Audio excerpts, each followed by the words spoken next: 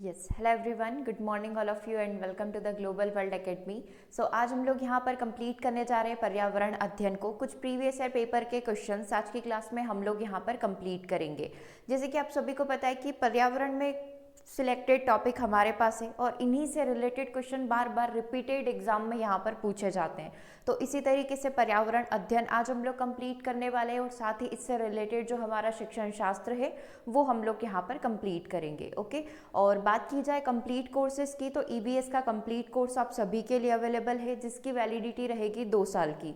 तो आप कैसे इस कोर्स को देख सकते हैं और कैसे इस कंप्लीट कोर्स को बाय कर सकते हैं, तो सबसे पहले आपको डाउनलोड करना होगा ऐप, या फिर अगर आप वेब पर चलाते हैं यानी कि अपने लैपटॉप पीसी वगैरह में भी एक्सेस करते हैं तो वहाँ पर भी आप कंप्लीट कोर्स को विजिट कर सकते हैं। तो ऐप डाउनलोड करके आप वहाँ पर जो है कोर्स का डेमो देख सकते हैं, देन आप कंप्लीट कोर्स को बाय कर सकते हैं। ओके, चलिए स्टार्ट करते हैं अपने सबसे पहले क्वेश्चन से। पहला ही क्वेश्चन आपका रहेगा ईवीएस पेडागोजी पर्यावरण शिक्षण शास्त्र का।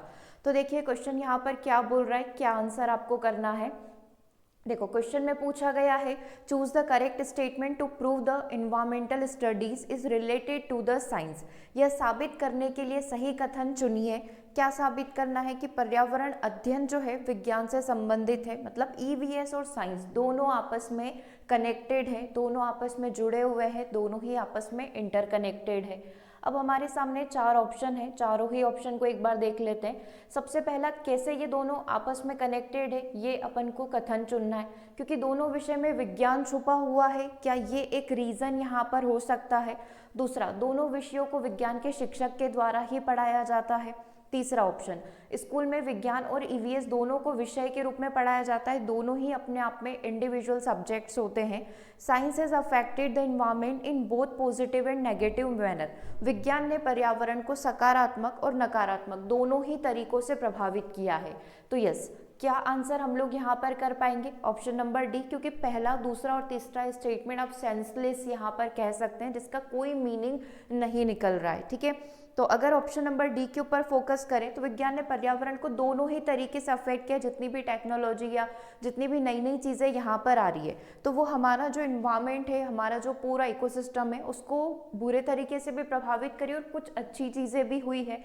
तो कहीं ना कहीं पर्यावरण अध्ययन हमारा विज्ञान से इस तरीके से कनेक्ट हो सकता है। ठीक है, चलिए अब आ जाते हैं क्वेश्चन नंबर 2 के ऊपर। क्वेश्चन नंबर 2 को पढ़िएगा, आंसर करिएगा। The mountain chain called western Ghat which is recognised as one of the world's 8 hottest hotspot of biodiversity spreads in. यानी कि पश्चिमी घाट नामक पर्वत श्रृंखला जिसे दुनिया के 8 सबसे गर्म जैव विविधता वाले क्षेत्रों में कंसीडर किया जाता है, मतलब हमारे यहाँ पर जो पश्चिमी घाट है, वेस्टर्न घाट है, वो दुनिया की 8 सबसे अधिक बायोडाइवर्सिटी वाले जो एरिया है, जो हॉटस्पॉट रीजन है, उसमें कंसीडर किया जाएगा।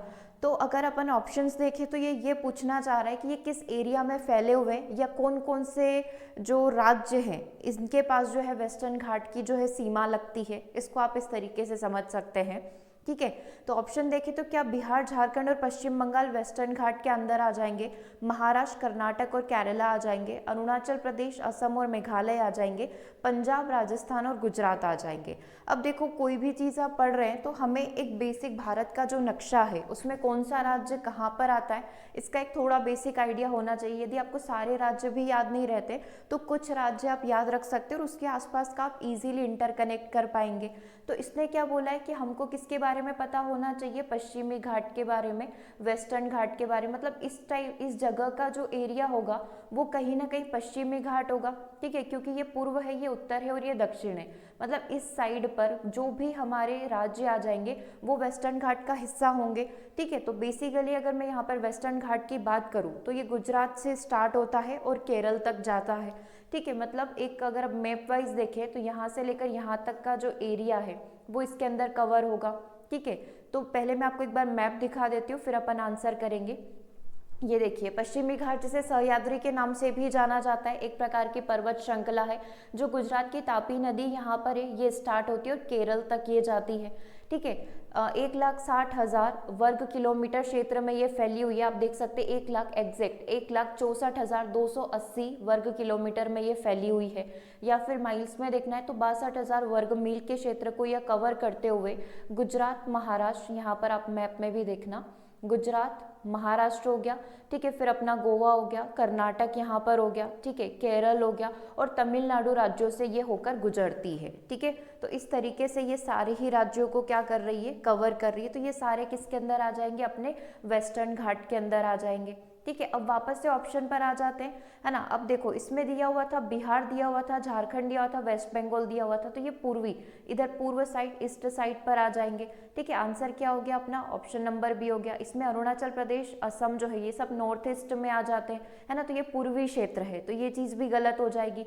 अब इसमें पंजाब और राजस्थान नहीं है, तो ये ऑप्शन भी आपका गलत हो गया, ठीक है। तो आज का आप एज अ होमवर्क इसको ले लीजिए कि आज आप मैप को बहुत अच्छे से पढ़ेंगे, उसमें जो राज्य जहाँ पर स्थित है, पूर्व पश्चिम उत्तर दक्षिण, है ना, जैसे कि हम तो मध्य में स्थित है एमपी वाले, तो ये सारी चीज़ें आप पूरा देख कर आएंगे कि कौन सी जगह कहाँ पर है। ओके, चलिए नेक्स्ट क्वेश्चन नंबर 3 के पास आ जाते हैं। क्वेश्चन नंबर 3 का आंसर करिएगा। क्वेश्चन नंबर 3 में क्या पूछा हुआ है, राष्ट्रीय जैविक खेती जो केंद्र है कब से प्रभाव में आया, national centre of organic farming came into force in, ठीक है, NCOF के नाम से इन शॉर्ट में इसको जाना जाता है, राष्ट्रीय जैविक खेती केंद्र। तो कब आया था, ध्यान रखना है, 2004 के अंदर आया था। NCOF इसको शॉर्ट में या इसको अपन कहें छोटे रूप में यहाँ पर कहा जा सकता है। इसकी स्थापना जो की गई थी राष्ट्रीय जैविक खेती परियोजना को लागू करने के लिए की गई थी, है ना, और साथ ही भारत में जैविक खेती को बढ़ावा देने के लिए एक नोडल संगठन यहाँ पर स्थापित किया गया था। तो सबसे पहला क्वेश्चन कि कब स्थापित किया गया था, 2004 में, ठीक है। कार्य क्या करता है, तो भारत में जैविक खेती को ये बढ़ावा देता है। कार्यान्वयन योजना मतलब ये किसके अंडर में पूरा आ जाएगा, तो राष्ट्रीय जैविक खेती इनकी परियोजना है, ठीक है। चलिए अगला क्वेश्चन नंबर 4 के पास आ जाते हैं। क्वेश्चन नंबर 4 को देखिएगा, आंसर करिएगा।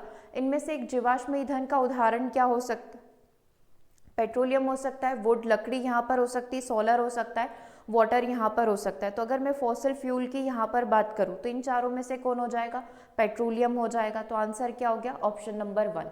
चलिए अब थोड़ा सा हम लोग फॉसिल फ्यूल के बारे में यहाँ पर देख लेते हैं।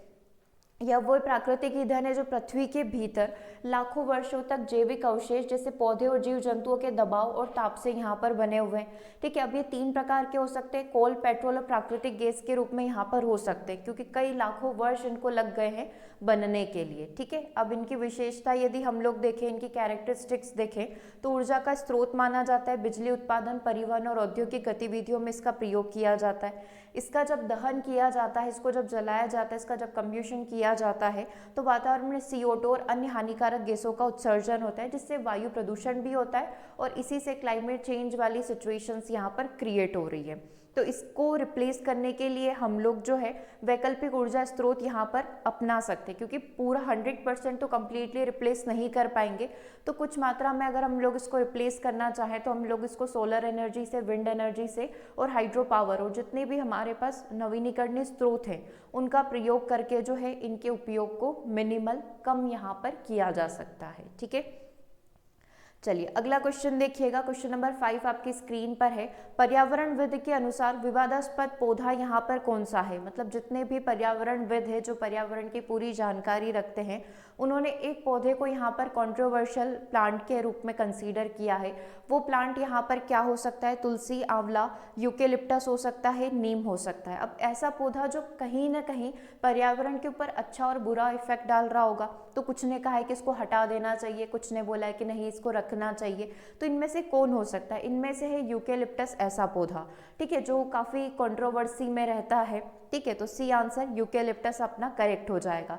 अब क्यों कंट्रोवर्सी में रहता है, ये मेन मुद्दा है कि क्या कारण है इसका कंट्रोवर्सी होने का इसके पीछे। तो इसको लेकर कई सारी चिंताएं यहाँ पर जताई गई है। जैसे कि सबसे पहले मैं बात करूँ पारिस्थितिकी प्रभाव की, ठीक है। तो यूकेलिप्टस के बागानों का प्राकृतिक वनों और पारिस्थितिकी तंत्रों पर प्रतिकूल प्रभाव पड़ता है। अब कैसे पड़ता है, उसके कई सारे रीजन है, कुछ बेसिक रीजन है और कुछ मेन मुद्दे यहाँ पर है। सबसे पहले मानव पशु संघर्ष की बात करें तो यूकेलिप्टस के बागानों के कारण मानव पशु संघर्ष बढ़ सकता है, क्योंकि जानवर भोजन की तलाश में मानव आवासों में प्रवेश कर जाते हैं। पानी की खपत बात करें तो ये एक मेन मुद्दा आप कंसीडर कर सकते हो यूकेलिप्टस के पेड़ पानी की बहुत खपत यहाँ पर करते हैं, मतलब इनको ज़्यादा मात्रा में पानी चाहिए होता है, ठीक है। और इनकी हाइट भी काफ़ी ज़्यादा होती है और इनकी जड़ें भी ज़मीन में काफ़ी गहराई तक जाती है। जहाँ तक इनको पानी नहीं मिलता इनकी जड़ें ज़मीन के अंदर ग्रो करती रहती है, ठीक है। तो इनको पानी की ज़्यादा आवश्यकता पड़ती है, तो कहीं ना कहीं जल स्रोतों पर एक नेगेटिव प्रभाव आप बोल सकते हो। जैव विविधता को नुकसान यहाँ पर होता है क्योंकि यूकेलिप्टस के जो बागान होते हैं, जो इनके पूरे बागीचे यहाँ पर होते हैं जहाँ पर ये अधिकता से होते हैं, तो ये मोनोकल्चर फॉलो करते हैं। अब मोनोकल्चर क्या हो गया कि अगर यूकेलिप्टस है ना तो वहाँ पर सिर्फ यूकेलिप्टस ही होगा, वहाँ पर दूसरे पौधे ज़्यादा पनप नहीं पाते हैं, जिसकी वजह से वहाँ की जो स्थानीय बोल सकते हैं कि वनस्पति है वो खत्म हो जाती है ना। तो इससे अपन बोल सकते हैं कि जितने भी देशी वनस्पति और जीव हैं उनके लिए जैव विविधता यहाँ पर कम हो जाएगी। तो जैव विविधता को नुकसान हो रहा है, पानी की खपत हमारी ज़्यादा हो रही है और मानव पशु संघर्ष यहाँ पर हो रहा है। साथ ही इनको पोषक तत्व भी ज़्यादा चाहिए होते हैं, तो ज़्यादा जल्दी वहाँ मिट्टी के पोषक तत्व खत्म हो जाते हैं और ये वाष्पोत्सर्जन ट्रांसपीरेशन भी ज़्यादा करते हैं, तो फिर से वापस इनको ज़्यादा पानी चाहिए होता है। इसीलिए हम लोग कह सकते हैं यूकेलिप्टस जो एक मेन मुद्दा यहाँ पर बना हुआ है। ओके, चलिए अब आ जाते हैं क्वेश्चन नंबर 6 के ऊपर। इसका आंसर करिएगा। क्वेश्चन नंबर 6 का आंसर क्या होगा? बच्चों के साथ गतिविधियां करना तभी प्रभावी होगा जब क्या किया जाए। Doing activities with children will be effective only if. सबसे पहला शिक्षक को पता नहीं है कि वह ऐसा क्यों कर रहा है। शिक्षक अपनी पाठ योजना को पूरा करने के लिए इसका संचालन कर रहा है। शिक्षक उन्हें गतिविधि आधारित अधिगम के लिए अपने प्रधानाध्यापक के निर्देश का पालन करने का दिखावा कर रहा है, ठीक है। और अगला बोला गया है कि शिक्षकों को मानना है कि गतिविधि आधारित शिक्षा बच्चे को अवधारणा को समझने में मदद करेगी। इसने क्या बोला है कि कोई भी लर्निंग कब सबसे ज़्यादा इफेक्टिव हो सकती है, तो सबसे ज़्यादा इफेक्टिव तब होगी जब टीचर इस चीज़ को एक्सेप्ट करेगा कि हाँ इससे बच्चों को कंसेप्ट समझने में आसानी होगी। दैट मीन्स कि ये किसकी बात कर रहा है? ये बात कर रहा है हमारे ऑप्शन नंबर डी की, है ना। अब ये वाला शिक्षक को नहीं पता, ये चीज़ वैसे ही गलत हो गई। अपनी पाठ योजना को पूरा करवाना है, सिर्फ लेसन प्लानिंग में जो भी है सिर्फ उसको कंप्लीट करवाना है और दिखावा करना, ये 3 ऑप्शन तो वैसे ही गलत हो गए। करेक्ट आंसर क्या हो जाएगा? ऑप्शन नंबर डी हो जाएगा।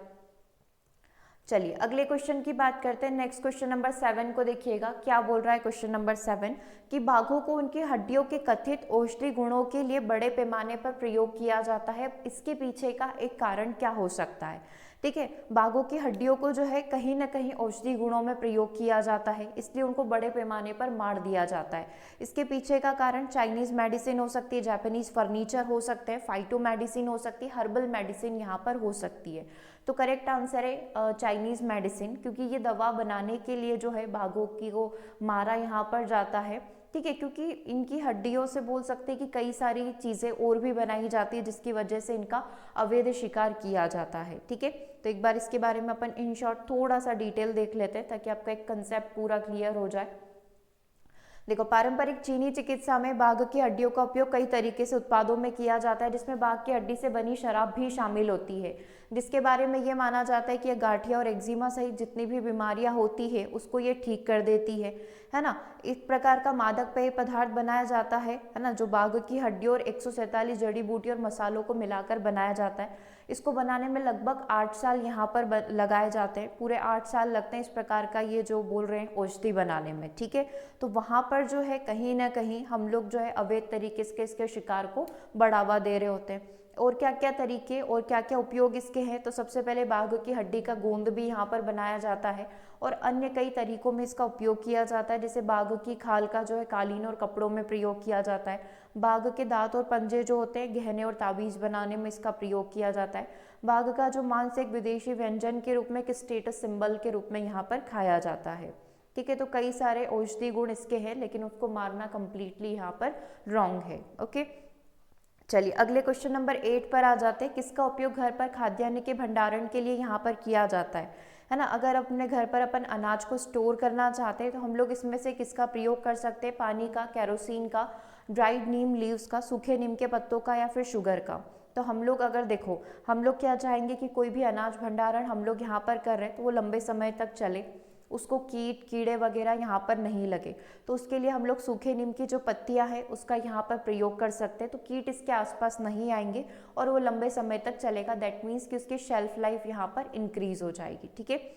चलिए अगला क्वेश्चन देखिएगा, FIBA is a tournament of which game. FIBA जो है किस खेल का यहाँ पर टूर्नामेंट है, ये फुटबॉल का है, ये बेसबॉल का है, ये रग्बी का है, या फिर ये बास्केटबॉल का है। तो BA यहाँ पर छुपा हुआ है, तो आप समझ सकते हैं कि किसके लिए बात कर रहा है, बास्केटबॉल के लिए बात कर रहा है। आप इसको बेसबॉल से कनेक्ट मत करिएगा। फीबा जो है फेडरेशन है, फेडरेशन एसोसिएशन है, किसके लिए, बास्केटबॉल के लिए।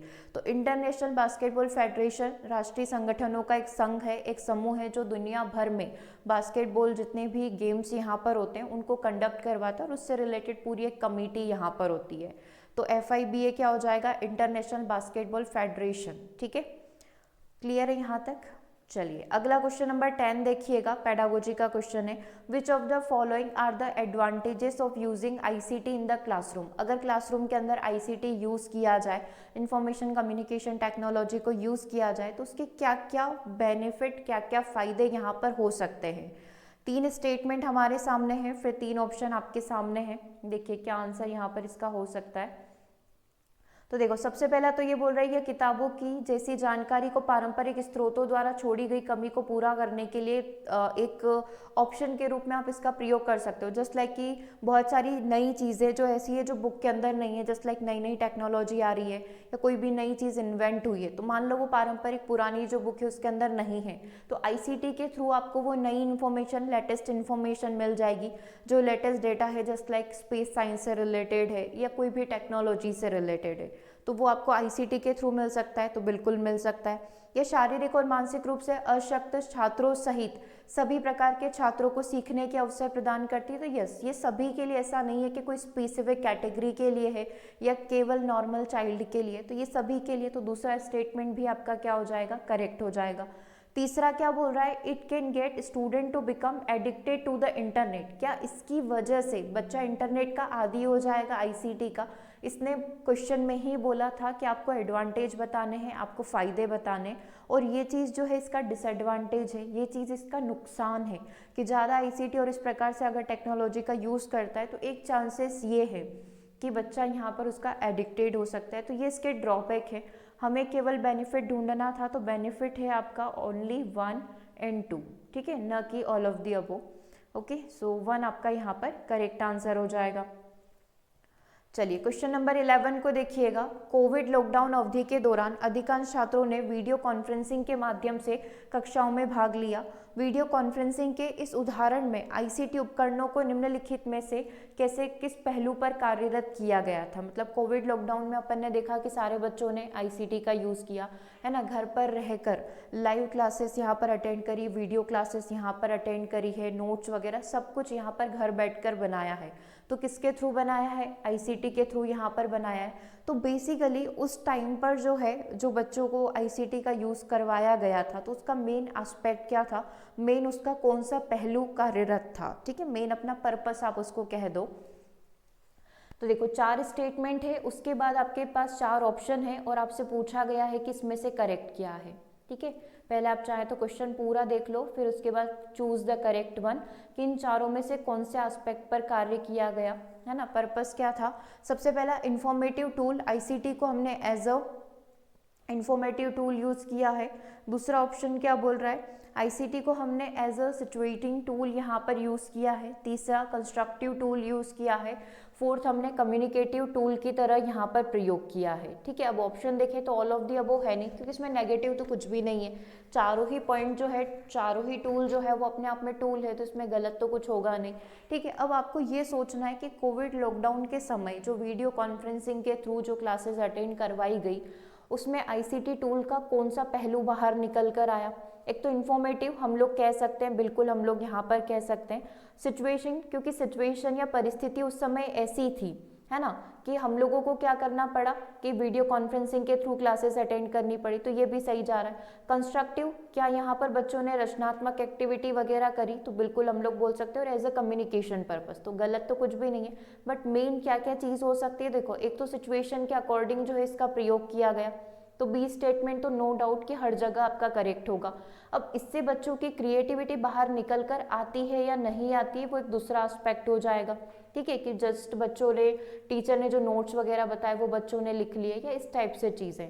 और क्या बच रहा है हमारे पास, एक कम्युनिकेटिंग टूल बच रहा है। तो यस, या तो बी और डी का एक कॉम्बो यहाँ पर हो सकता है, जिसमें परिस्थिति के हिसाब से बच्चों ने यहाँ पर कार्य किया, है ना, क्योंकि उस समय स्कूल जाना और वो सारी चीज़ें करना पॉसिबल नहीं था, और एक कम्युनिकेशन के लिए इसको यूज़ किया गया। मतलब अपना एक तो 2 नंबर वाला हो जाएगा, ठीक है, और एक और कौन सा है, ये कम्युनिकेटिंग 4 नंबर वाला। तो 2 एंड 4 यानी कि ऑप्शन नंबर डी अपना करेक्ट हो जाएगा, कि मेन 2 टूल जो है यहाँ पर काम आए हैं हमारे आईसीटी के।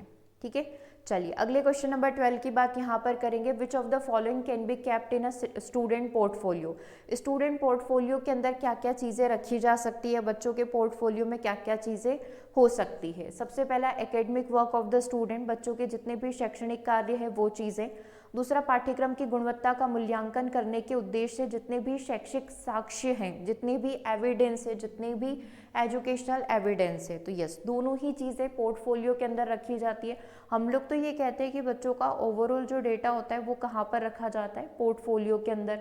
तो आंसर क्या हो जाएगा आपका, ऑप्शन नंबर सी हो जाएगा।